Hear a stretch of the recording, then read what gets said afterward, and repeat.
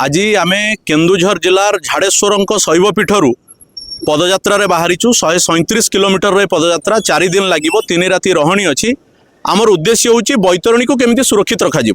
बैतरणी को हत्या करने जो षड्यंत्र आरंभ होती ए षड्यंत्र विरोध में आमर प्रतिवाद ए षड्यंत्र विरोध में आमर पदयात्रा आम एठू लिंगराज पीठ पर्यंत जीवु राजभवन में राज्यपाल को भेटू बैतरणी सुरक्षा हस्तक्षेप लोड़ू आम ए संपर्क में बारंबार कम से कम 50 थर आम जिलापाल को एसपी को उपजिलापाल को राज्यस्तरीय विभिन्न अधिकारी को अवगत करेचु किंतु कहीं कर्णपात करना बैतरणी हत्या षड्यंत्र आम अनुभव करुचु ए समस्ते सामिल अच्छा ना 50 थर अधिक थर जनइबा परे लोकेशन सहित फोटो दवा परे राति रे माइनिंग हवा परे मिनेराल माइनिंग हवा परे कहीं प्रशासन निद्रा रे अछि कहीं प्रशासन कार्यानुष्ठान हो ना। आज हूँ डॉक्टर श्यामा प्रसाद मुखर्जी